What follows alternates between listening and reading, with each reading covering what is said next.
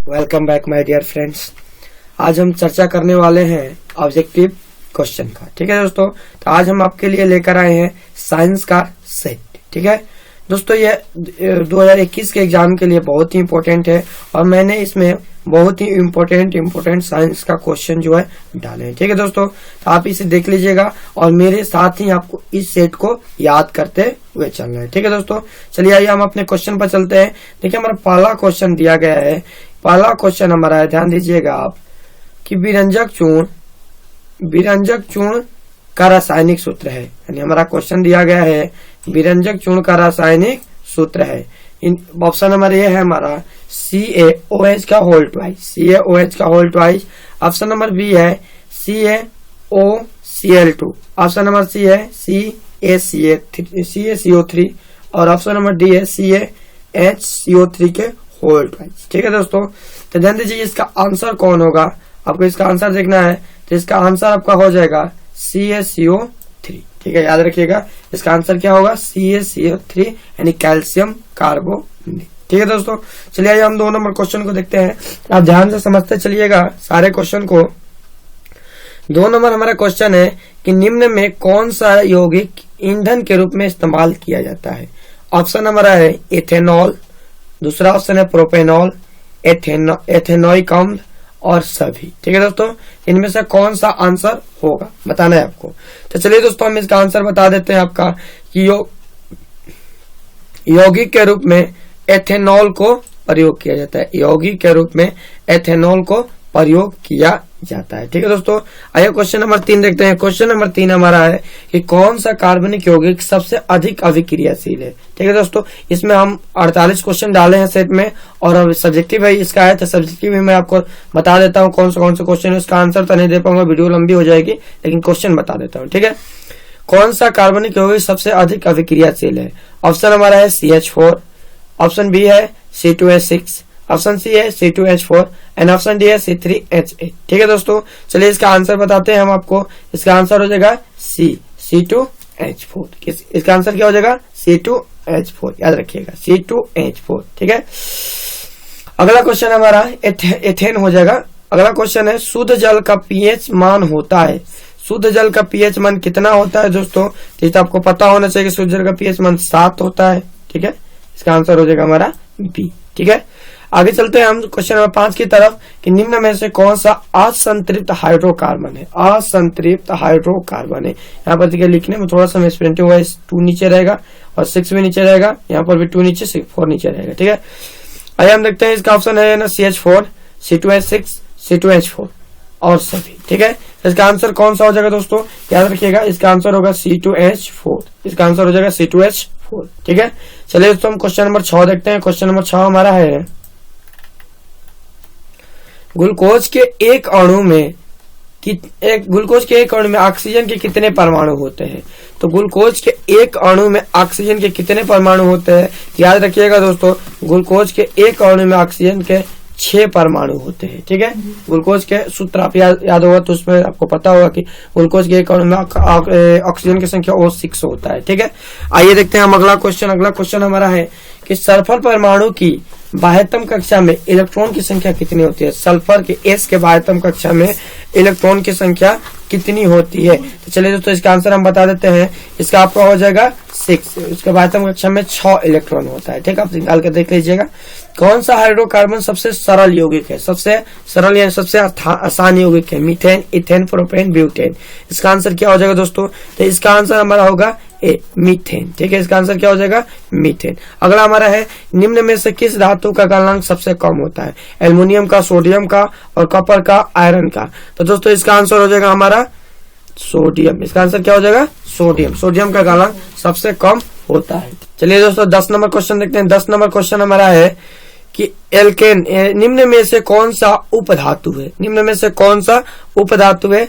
Zinc है, copper है, जी है और सी है। तो इसका आंसर हो जाएगा जी। ठीक है दोस्तों, अगला क्वेश्चन देखते हैं। एल्केन का सामान्य सूत्र है। देखिए यहाँ पर भी थोड़ा सा लिखने में प्रॉब्लम है, सीधा सीधी हो गया है, तो इसे आप समझ लीजिएगा। इसका हम बता देते हैं कैसे है। CN याद रखिएगा CnH2n+2 है। ठीक है, और ये CnH2n है और CnH2n -1 है, CnH2n-2 है। ठीक है, इसे बेस में देना चाहिए लेकिन ये सीधा हो गया है। अगर हम चलते हैं इसका देखते हैं आंसर कौन सा हो जाएगा। तो क्या है दोस्तों, एल्केन है, एल्केन एन है ना, तो इसका आंसर हो जाएगा हमारा ए, CnH2n+2। ये ऐसा है CnH2n+2। यहाँ पर ध्यान दीजिएगा, यहाँ पर C इस तरह है, C है, फिर यहाँ पर N नीचे डिनोटर में है आपको, यहाँ पर N है, ठीक है, और H है, उसके बाद 2 है, N है और +2 है, नीचे ही +2 है, यहाँ पर नीचे लिख देता हूं मैं, नीचे ही +2 है, याद रखिएगा। ठीक है, चलिए हम चलते हैं क्वेश्चन नंबर 12 पर। क्वेश्चन नंबर 12 हमारा है कि साग सब्जियों का विघटन होकर कंपोस्ट बनाना किस अभिक्रिया का उदाहरण है। उष्माशोषी, उष्माक्षेपी, उभयगामी, परिस्थापन। इसका कौन सा आंसर होगा दोस्तों? तो इसका आंसर हम आपको बता देते हैं। इसका आंसर हो जाएगा हमारा बी नंबर, उष्माक्षेपी। ठीक है, अगला क्वेश्चन है कि जब मैग्नीशियम फीता को जलाया जाता है तो उत्पन्न आग की लौ होती है, पीली होती है कि नीली होती है कि चमकीला उजला होता है कि लाल होता है। इसका आंसर दोस्तों कौन सा हो जाएगा? तो इसका आंसर होगा कि जब मैग्नीशियम जलता है तो चमकीली उजला ज्वाला के साथ जलता है, चांदी जैसा। ठीक है, इसका आंसर हो जाएगा सी। अगला क्वेश्चन है हमारा, अमोनियम क्लोराइड का जलीय विलयन होगा अम्लीय, क्षारीय, उदासीन और कोई नहीं। इसका आंसर कौन सा होगा दोस्तों? चलिए हम इसका आंसर आपको बता देते हैं। इसका आंसर हो जाएगा अम्लीय। अमोनियम क्लोराइड का जलीय विलयन अम्लीय होता है। समझ में आ रहा है? अगला क्वेश्चन हमारा 15 नंबर, क्या आधुनिक आवर्त सारणी में वर्गों की संख्या कितनी होती है? आधुनिक आवर्त सारणी में वर्गों की संख्या कितनी होती है? तो याद रखिएगा, आधुनिक आवर्त सारणी में वर्ग 18 होते हैं। ठीक है, इसका आंसर बी हो जाएगा। अगला क्वेश्चन है हमारा 16 नंबर, कि एक अणु सूत्र परंतु विभिन्न संरचना सूत्र वाले यौगिक कहलाते हैं। बहुलक, अपरूप, समवायी, कोई नहीं। इसका आंसर क्या होगा? ध्यान दीजिए दोस्तों, इसका आंसर हो जाएगा आपका सी, समवायी कहलाते हैं। ठीक है, इसका आंसर हो जाएगा सी, समवायी कहलाते हैं। ठीक है दोस्तों, चलिए हम क्वेश्चन नंबर 17 की तरफ चलते हैं। क्वेश्चन नंबर 17 हमारा है, यहाँ पर 7 है, 17 है यहाँ पर। ठीक है, विद्युत आवेश का एसआई मात्रक है। विद्युत आवेश का एसआई मात्रक क्या होता है? ऑप्शन हमारा है volt, ohm, ampere and coulomb. क्या होता है दोस्तों? तो चलिए हम इसका आंसर आपको बताते हैं। इसका आंसर हो जाएगा आपका कूलम। विद्युत आवेश का एसआई मात्रक कूलम होता है। ठीक है दोस्तों, क्वेश्चन नंबर 18 हमारा है कि निम्न में से किस फोकस दूरी धनात्मक होती है? मतलब किसकी फोकस दूरी धनात्मक होती है? समतल दर्पण का, उत्तल दर्पण का, अवतल दर्पण का और सभी का। ठीक है दोस्तों, तो इसका आंसर क्या हो जाएगा? इसका आंसर होगा कि धनात्मक है तो उत्तल दर्पण होगा। ठीक है, याद रखिएगा। क्वेश्चन नंबर 19 हमारा है कि विभक्त विलय का उपयोग किस उपकरण में किया जाता है? विभक्त विलय का उपयोग किस उपकरण में किया जाता है? ऑप्शन है आपका विद्युत मोटर, विद्युत जनित, अमीटर, गैलेनोमीटर। ठीक है दोस्तों, चलिए इसका आंसर बताते हैं हम आपको। इसका आंसर हो जाएगा विभक्त वलय का प्रयोग विद्युत मोटर में किया जाता है, जो कुंडली का शब्द निकला होता है उसके ऊपर। ठीक है, अगला क्वेश्चन नंबर 20 नंबर, कि कौन सा लेंस अपसारी लेंस है? ध्यान दीजिएगा, आपको इस टाइप का क्वेश्चन जो है कंफ्यूजन है, इससे आपको इस तरह पकड़ना है कि अपसारी आपको बोला जा रहा है ना, अप। ध्यान दीजिएगा, यहाँ पर अपसारी बोला जा रहा है, यानी कि अप लगा। ध्यान दीजिएगा कि अप लग गया। इस क्वेश्चन में आपको अप दिख गया तो समझ जाएगा कि अवतल है। ठीक है, यदि आपको अप नहीं दिखा तो समझ जाइए कि अभी सारी अप भी दिखा, समझ जाएगा कि उत्तल है। ठीक है, तो इसका आंसर क्या हो जाएगा दोस्तों? इसका आंसर हो जाएगा हमारा अवतल लेंस। इसका आंसर क्या हो जाएगा? अवतल लेंस। ठीक है, अगला क्वेश्चन है कि पुतली के साइज को कौन नियंत्रित करता है? पुतली के साइज को कौन नियंत्रित करता है? इसका आंसर हो जाएगा हमारा रेटिना। पुतली के साइज को रेटिना कंट्रोल में रखता है। ठीक है, अगला क्वेश्चन नंबर 22 नंबर, निम्नलिखित में से कौन विद्युत विभवांतर कैसे मतलब? विद्युत विभवांतर कैसे मतलब पूछ रहा है ना, वोल्ट है, ओम है और वोल्ट प्रति कूलम है एंड एम्पियर है। तो दोस्तों इसका राइट आंसर आपका हो जाएगा वोल्ट। ठीक है दोस्तों, आप मेरे साथ ही इस सारे क्वेश्चन को कंप्लीट करते जाइएगा। यह आपको बोर्ड के लिए मतलब अगला एग्जाम जो 21 में होने वाले उसके लिए इंपॉर्टेंट क्वेश्चन है। ठीक है दोस्तों, ध्यान दीजिएगा और इससे आपका रिविजन भी हो जाएगा और साथ मेरे साथ ही याद करते चलिएगा, क्योंकि इसे अलग से समय न दीजिएगा याद करने के लिए। ठीक है, अगला क्वेश्चन हम देखते हैं 23 नंबर क्वेश्चन है कि लघु पतन के समय परिपथ में विद्युत धारा का मान हो जाता है। लघु पतन के समय परिपथ में विद्युत धारा का मान बहुत कम हो जाता है, परिवर्तित नहीं होता है, बहुत अधिक बढ़ जाता है, निरंतर परिवर्तित होता है, मतलब हमेशा परिवर्तित होता रहता है। तो याद रखिएगा दोस्तों, इसका आंसर क्या हो जाएगा हमारा, इसका आंसर हो जाएगा आपका बहुत अधिक बढ़ जाता है। यानी जब लघु पतन होता है तब परिपथ में विद्युत धारा का मान बहुत तेज हो जाता है। ठीक है दोस्तों, अगला क्वेश्चन हम समझते हैं कि प्रकाश के अपवर्तन के कितने नियम हैं। प्रकाश के अपवर्तन के कितने नियम है, तो आपको पता है कि प्रकाश के अपवर्तन के 2 नियम होते हैं। लेंस में मुख्य फोकस संख्या कितनी होती है, मतलब मुख्य फोकस की संख्या कितनी होती है, 2 होती है, 1 होती है, 3 होती है, कोई नहीं होती है। तो याद रखिएगा लेंस में मुख्य फोकस 2 होते हैं। कितने होते हैं, 2 होते हैं। अगला क्वेश्चन हमारा है कुल प्रवाहित विद्युत की मात्रा को कहते हैं, तो कुल जितनी भी विद्युत धारा प्रवाहित है उसकी मात्रा को हम क्या कहते हैं, तो कुल प्रवाहित विद्युत की मात्रा को हम आवेश बोलते हैं। याद रखिएगा क्या बोलते हैं, आवेश बोलते हैं। वाट घंटा मात्रक है, वाट घंटा किसका मात्रक है, याद रखिएगा वाट घंटा ऊर्जा का मात्रक है। ये सब आपको याद रखना है कि वाट घंटा किसका मात्रक है, ऊर्जा का मात्रक है। ठीक है दोस्तों, हमारे जितने भी 10th स्टैंडर्ड पर मात्रा है और जितने भी एसआई मात्रक है, ध्यान दीजिए, उसका मैं अलग से एक वीडियो बना दूंगा। एक ही वीडियो में सारे मात्रक को इकट्ठा करके बता दूंगा, तो आप वहां पर अच्छे से देख लीजिएगा। इसके बाद मैं उसे डाल दूंगा। ठीक है, चलिए हम आगे चलते हैं क्वेश्चन नंबर 28 की तरफ। क्वेश्चन नंबर 28 हमारा है कि विभवांतर को किस यंत्र द्वारा मापा जाता है। विभवांतर को किस यंत्र द्वारा, वोल्टमीटर द्वारा, वोल्टमीटर द्वारा, दोनों एक ही ऑप्शन नहीं, वोल्टामीटर है, वोल्टमीटर। ठीक है दोस्तों, तीसरी नंबर ऑप्शन है एमीटर द्वारा और डी नंबर ऑप्शन है आमीटर द्वारा। ठीक है, तो विभवांतर को किससे मापा जाता है, तो याद रखिएगा विभवांतर को हम वोल्टमीटर द्वारा मापते हैं। ठीक है, धारा को एमीटर द्वारा। ठीक है, अगर अगला क्वेश्चन हमारा कि विद्युत फ्यूज विद्युत धारा के किस प्रभाव पर कार्य करता है। विद्युत फ्यूज विद्युत धारा के किस प्रभाव पर कार्य करता है, उष्मीय प्रभाव पर, चुंबकीय प्रभाव पर, रासायनिक प्रभाव पर, इनमें से कोई नहीं। तो दोस्तों इसका आंसर हो जाएगा विद्युत फ्यूज उष्मीय प्रभाव पर कार्य करता है। विद्युत फ्यूज विद्युत चुंबक बनाने के लिए प्रायः किस पदार्थ के छड़ का उपयोग किया जाता है। विद्युत चुंबक किससे बनाए जाते हैं, इस्पात ले, पित्तल ले, नरम लोहा से, नॉन, इनमें से कोई नहीं। तो ध्यान दीजिएगा जब भी विद्युत चुंबक बनाए जाते हैं उसमें नरम लोहा का प्रयोग किया जाता है। कौन सा लोहा, नरम लोहा का प्रयोग किया जाता है, याद करिएगा। अगला क्वेश्चन है हमारा कि अस्थायी चुंबक बनाया जाता है। अस्थायी चुंबक किससे बनाया जाता है, तांबे से, नरम लोहे से, इस्पात से, पीतल से। आपका ऑप्शन है, तो इसका आंसर क्या हो जाएगा दोस्तों, इसका आंसर होगा इस्पात से। अस्थायी चुंबक इस्पात की सहायता से बनाए जाते हैं। ठीक है दोस्तों, समझ में आ रहा है। चलिए हम अपने 32 नंबर क्वेश्चन पर चलते हैं। 32 नंबर हमारा क्वेश्चन है कि चिपको आंदोलन का मुख्य उद्देश्य संरक्षित करना था। चिपको आंदोलन का मुख्य उद्देश्य क्या था, मिट्टी को, वृक्षों को, जल को, बिजली को। तो याद रखिएगा चिपको आंदोलन वृक्ष को संरक्षित करने के लिए, वृक्ष को बचाने के लिए लगाया गया था। ठीक है दोस्तों, समझ में आ रहा है। विद्युत अपघटनी परिष्करण में अशुद्ध धातु को बनाया जाता है। अशुद्ध धातु को क्या बनाया जाता है, एनोड बनाया जाता है, कैथोड बनाया जाता है, अपघट्य बनाया जाता है, सभी।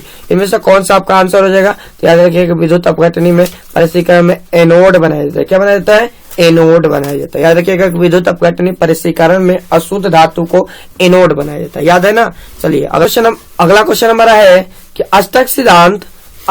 अष्टक सिद्धांत को किसने स्थापित किया। डावे राइनर ने, न्यूलैंड्स ने, मेडलिफ ने और हेनरी वल्ले ने। इसका आंसर क्या हो जाएगा दोस्तों, चलिए इसका आंसर हम बता देते हैं आपको कि डावे राइनर ने, अष्टक नियम का प्रतिपादन डावे राइनर ने किया था। ठीक है, अगला क्वेश्चन हमारा पादप में जाइलम उत्तरदायी है। बायोलॉजी से यहाँ से बायोलॉजी शुरू हो गया है।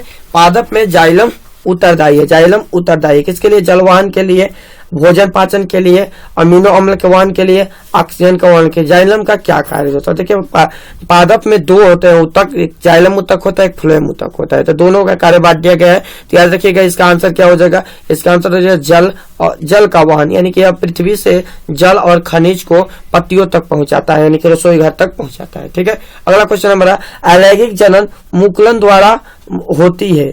अलैंगिक जनन मुकुलन द्वारा होती है किस चीज में, अभिमा में, ईस्ट में और प्लेज्मोडिलम में और लेशमानिया में। इसका आंसर क्या हो जाएगा दोस्तों, तो इसका आंसर हमारा होगा कि अलैंगिक जनन मुकुलन द्वारा ईस्ट में होती है। किसमें, ईस्ट में होती है। ठीक है, अगला क्वेश्चन हमारा है 37 नंबर क्वेश्चन है कि पुष्प का कौन सा भाग फल बनता है। पुष्प का कौन सा भाग? पराग। ऑप्शन है परागकोश, वर्तिकाग्र, वर्तिका और अंडाशय। इसका आंसर क्या हो जाएगा दोस्तों? चलिए इसका आंसर हम बता देते हैं आपको कि इसका आंसर हो जाएगा आपका अंडाशय।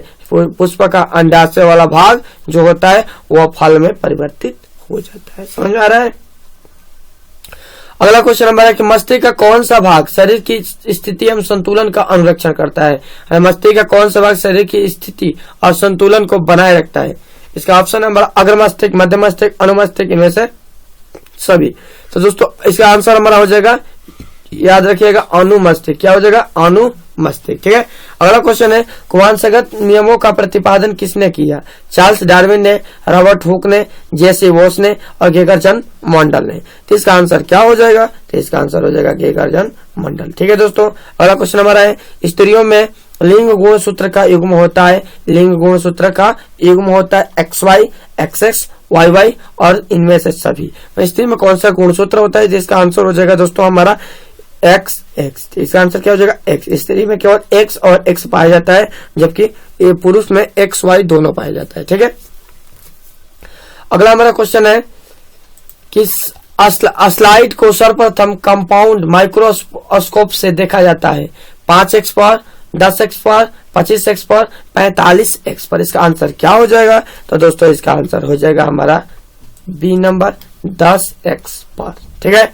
दो तंत्रिका कोशिका के मध्य खाली स्थान को क्या कहते हैं? तो दो तंत्रिका कोशिका के मध्य खाली स्थान जो होता है उसे हम सिनेप्स कहते हैं। याद रखिएगा, उसे क्या कहते हैं? सिनेप्स कहते हैं।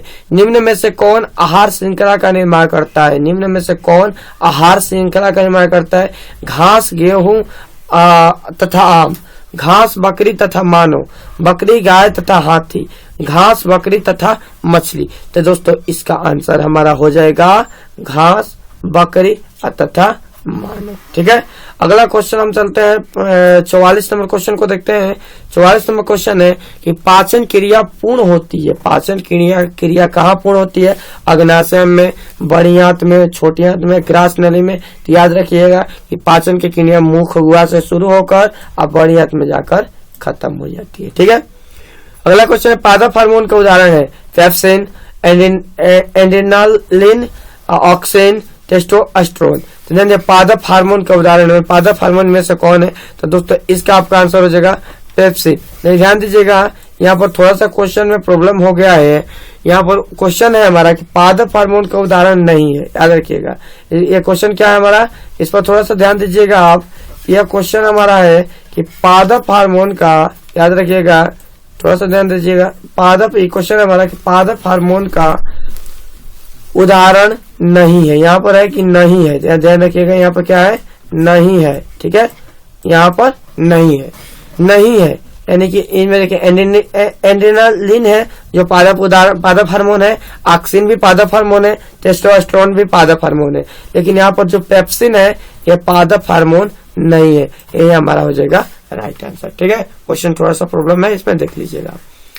अगला क्वेश्चन है कि ऑर्टी ग्रंथि को थायरॉक्सिन हार्मोन बनाने के लिए क्या आवश्यक है? ऑर्टी ग्रंथि को थायरॉक्सिन हार्मोन बनाने के लिए क्या आवश्यक है? वास्तव में ध्यान दीजिएगा, इसका एक और नाम है, आप इसे ध्यान में रखिएगा कि ऑर्टी ग्रंथि जिसे हम लिखे हैं इसका एक और नाम दिया है। याद रखिएगा आप कि इसका एक और नाम है जिसे हम कहते हैं थायराइड ग्रंथि। जिसे हम क्या कहते हैं? आप पढ़े होंगे कि ऑर्टी ग्रंथि को हम थायराइड ग्रंथि भी कहते हैं। थायराइड ग्रंथि को थायरॉक्सिन हार्मोन बनाने के लिए क्या आवश्यक है? सोडियम, क्लोरीन, फास्फोरस, इनमें से सभी। तो दोस्तों इसका आंसर क्या हो जाएगा? इनमें से सभी। ठीक है। इनमें से सभी, इनमें से सभी। ठीक है। सोडियम भी जरूरत है, क्लोरीन भी जरूरत है, फास्फोरस भी जरूरत है। ठीक है। अगला हमारा क्वेश्चन है कि नर युग्मक एवं मादा युग्मक में के संलग्न को क्या कहते हैं? तो नर युग्मक और मादा युग्मक के संलग्न को निषेचन कहा जाता है। ठीक है दोस्तों। अगला क्वेश्चन है हमारा कि निम्न में से कौन प्राकृतिक संसाधन नहीं है? वायु, मृदा, जल, जीवधारी। मतलब कौन से इसमें से प्राकृतिक संसाधन नहीं है? तो दोस्तों इसका आंसर हो जाएगा धारी। ठीक है दोस्तों, तो एक सेट में हमारा एग्जाम में आपका 48 क्वेश्चन आएगा, 48 में से 40 क्वेश्चन आपको करना है। तो ठीक है दोस्तों, तो हमारा 48 क्वेश्चन हो गया। चलिए हम ये पूरा ऑब्जेक्टिव हम देख लिए। अब हम ऑब्जेक्टिव सब्जेक्टिव देख लेते हैं, मात्र 2 मिनट लगेगा। क्वेश्चन हमारा तो देखिए यहाँ पर क्वेश्चन है हमारा, क्वेश्चन देखिए इसका बायोलॉजी है और इसका ऊपर का क्वेश्चन थोड़ा बहुत इधर उधर हुआ है। हाँ यहाँ से देखिए, यहाँ से इसे हम देख लेते हैं। देखिए यहाँ पर देखिए भौतिक के साथ फिजिक्स का है। फिजिक्स में है आपका पहला क्वेश्चन कि विद्युत, ध्यान दीजिएगा, इसमें आपको पहला क्वेश्चन दिया गया है कि विद्युत आवेश क्या है। याद रखिएगा, इसमें पहला क्वेश्चन आपको दिया गया है कि विद्युत आवेश क्या है और ये कितने प्रकार के होते हैं। अब देखिए आंसर नहीं हम बताएंगे दोस्तों, वीडियो लंबी हो जाएगी। आपको आंसर इसका आंसर जानना है तो प्लीज कमेंट कीजिएगा। इसका मैं अलग से बोर्ड के सहायता से वीडियो में इसका एक एक क्वेश्चन के बारे में आपको समझा दूंगा। ठीक है, अब यहाँ पर क्वेश्चन आप देख लीजिएगा और इससे आप यदि नोट्स किए हैं तो तैयारी कर पढ़ लीजिएगा एक बार, और जितने भी मेरे भी छात्र हैं वो भी इस क्वेश्चन को एक बार अवश्य देख लीजिएगा। ठीक है, और बाकी सब अब कोई भी दिक्कत होगा तो आप वीडियो के माध्यम से पूछ सकते हैं या इंस्टीट्यूट में आकर भी पूछ सकते हैं। अगला क्वेश्चन हमारा है कि उत्तल दर्पण तथा अवतल दर्पण में अंतर बताए। दूसरा क्वेश्चन क्या है हमारा, उत्तल दर्पण तथा अवतल दर्पण में अंतर बताना है। ठीक है दोस्तों, तो देखिए ये 2 नंबर का क्वेश्चन है, तो आप कोई भी 2 अंतर लिख सकते हैं। ठीक है, अगला क्वेश्चन हमारा है कि तारा क्यों टिमटिमाते हैं। दोस्तों इसका सारा क्वेश्चन इंपोर्टेंट है, सारा गेस क्वेश्चन है आपके लिए, आप इसे अवश्य एक बार देख लीजिएगा, ये आपके लिए बहुत ही इंपोर्टेंट क्वेश्चन है दोस्तों। ठीक है, तारे क्यों टिमटिमाते हैं, अगला क्वेश्चन है हमारा। अगला क्वेश्चन दिया गया है कि ओम के नियम क्या है। ये भी बहुत ज्यादा इंपॉर्टेंट क्वेश्चन है कि ओम के नियम से आप क्या समझते हैं या ओम के नियम लिखे। ठीक है, एक ही बात है। देखिए 5 नंबर भी पूछा जाता है, 2 नंबर में पूछा जाता है, तो अभी हम 2 नंबर में दिए हैं। आप इसे बढ़िया से याद कर लीजिएगा ताकि आपका 5 नंबर का कंप्लीट हो जाए प्रतिरोध और विद्युत परिपथ के द्वारा। ठीक है, अगला क्वेश्चन हमारा दिया गया है दोस्तों कि फ्लेमिंग के बाएं हस्त नियम लिखे। फ्लेमिंग का बाएं हस्त नियम लिखे, आप इसे भी देख लीजिएगा फ्लेमिंग के बाएं हस्त नियम क्या होता है। ठीक है, फिर अगला क्वेश्चन हमें दिया गया है कि लघु पतन से आप क्या समझते हैं, मतलब लघु पतन क्या होता है। ठीक है दोस्तों, तो लघु पतन भी आप इसे देख लीजिएगा। अगला लघु पतन क्या होता है, लघु पतन से आप क्या समझते हैं, इसे आप देख लीजिएगा। ठीक है, अगला हमारा क्वेश्चन है कि विद्युत चुम्बकीय प्रेरण से आप क्या समझते हैं। विद्युत चुम्बकीय प्रेरण से आप क्या समझते हैं। ठीक है दोस्तों, विद्युत चुम्बकीय प्रेरण से आप क्या समझते हैं, देख लीजिएगा। अगला क्वेश्चन है कि सूर्योदय और सूर्यास्त के समय सूर्य रक्ताभ क्यों दिखाई देता है। सूर्योदय और सूर्यास्त के समय सूर्य रक्ताभ क्यों दिखाई देता है।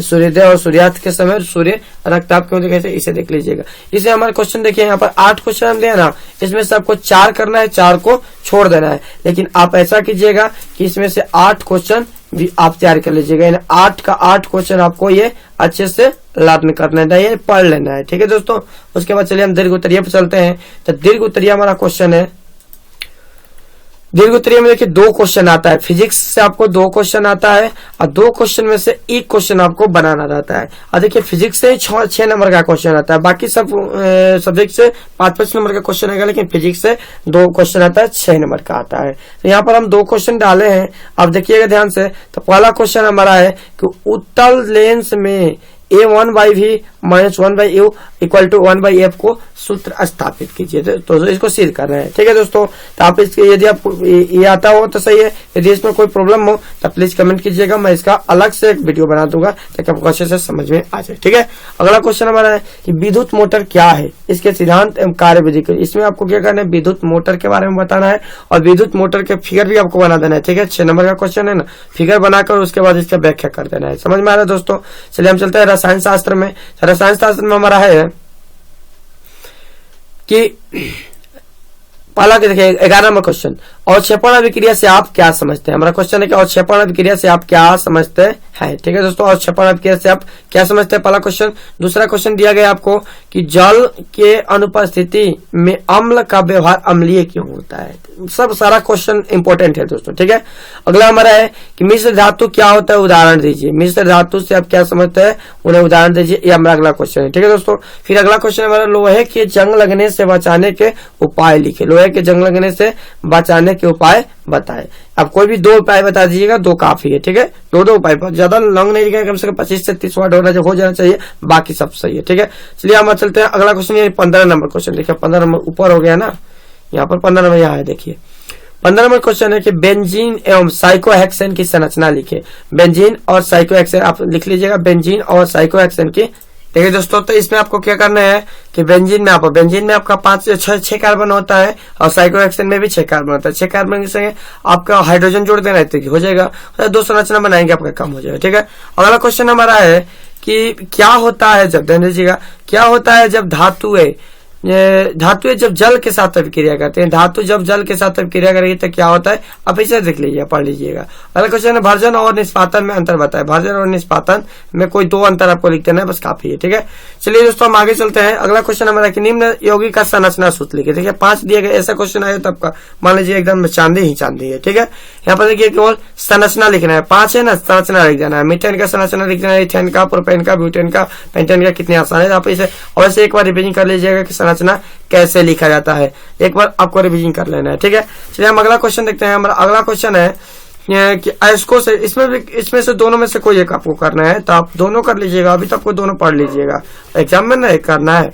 अगला क्वेश्चन हमारा कि अयस्कों से धातु के निष्कर्षण का प्रयुक्त चरणों को लिखे। अयस्क से धातु कैसे प्राप्त किया जाता है, ये लिख देना है, ठीक है दोस्तों। चलिए हम बायो में चलते हैं, बायोलॉजी में। तो बायोलॉजी हमारा है कि आयोडीन युक्त नमक की सलाह क्यों दी जाती है, मतलब डॉक्टर आयोडीन युक्त नमक लेने की सलाह क्यों देते हैं। आप क्वेश्चन ये पढ़ लीजिएगा, आपका बायोलॉजी का नियंत्रण समन्वय चैप्टर सी है, ठीक है। आप देख लीजिएगा इसे, ये वास्तव में इसका आंसर हम थोड़ा बहुत बता देते हैं कि नमक से हमारे अंदर एक ग्रंथि होता है, थायराइड ग्रंथि, ठीक है दोस्तों। तो वो थायराइड ग्रंथि से थायरक्सिन नमक हार्मोन स्रावित होता है, जो हमारे कार्बोहाइड्रेट, वसा और इस सब का नियंत्रण रखता है। तो उसी वह हार्मोन कि स्राव होने में आयोडीन की महत्वपूर्ण भूमिका होती है, इसलिए आयोडीन की हमें शरीर की जरूरत होती है, इसलिए डॉक्टर साहब आयोडीन युक्त नमक खाने की सलाह देते हैं, ठीक है।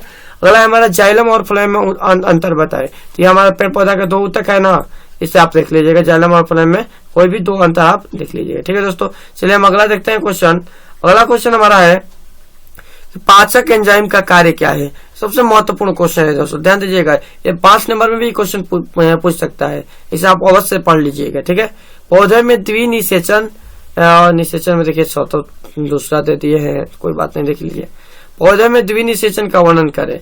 पौधे में द्विनिषेचन क्या होता है, इसका वर्णन करें, ठीक है। ऋतुस्राव से आप क्या समझते हैं, ठीक है दोस्तों, ऋतुस्राव से आप क्या समझते हैं, इसे भी आप देख लीजिएगा। पर्यावरण हमारे मित्र है कैसे, तो आपको अच्छी तरह आपको याद होगा, पर्यावरण हमारे मित्र है कैसे। ओजोन परत की क्षति हमारे चिंता का विषय क्यों है, पढ़ लीजिएगा आप। ये क्वेश्चन, कुछ क्वेश्चन इंपोर्टेंट ये थे, इसलिए मैं आपके सोचा कि आप लोगों के साथ इसका साझा करूं, ठीक है। अगला क्वेश्चन हमारे नेफ्रॉन की संरचना तथा क्रिया विधि का वर्णन करिए। ये देखिए 5 नंबर का क्वेश्चन दिया गया है। नेफ्रॉन का आपको फिगर बना देना है और उसके बाद उसके कार्य और क्रिया विधि के बारे में चर्चा कर देना है। और 28 नंबर क्वेश्चन हमारा है कि एक तंत्रिका कोशिका की संरचना सूत्र बनाना है, मतलब तंत्रिका कोशिका का संरचना बनाना है, ठीक है। और इसके कार्य को लिखना है कि कैसे कार्य करता है, ठीक है दोस्तों, समझ में आया। तो ये हमारा था कुछ एक सेट था, इस सेट में बहुत सारे हम इतना क्वेश्चन डाले थे आपके जो आपके एग्जाम के इम्पोर्टेंट के लिए, मतलब आपके एग्जाम के लिए। तो दोस्तों आप प्लीज इसे एक बार अवश्य रिवीजन कर लीजिएगा। आज जितने भी हम आपको ये लघु उत्तरीय क्वेश्चन है, दीर्घ उत्तरीय क्वेश्चन बताए, इसे अपने कॉपी में टिक लगाकर अच्छे से याद कर लीजिएगा, ताकि आपको एग्जाम में कुछ क्वेश्चन यहाँ से मिल जाए, ताकि असुविधा ना हो, ठीक है दोस्तों। और भी हम आपके लिए सेट लाते रहेंगे दोस्तों। यदि आपको और भी कोई सब्जेक्ट का सेट चाहिए तो प्लीज कमेंट कीजिए, मैं उसे अवश्य आपके समक्ष लाऊंगा। धन्यवाद दोस्तों।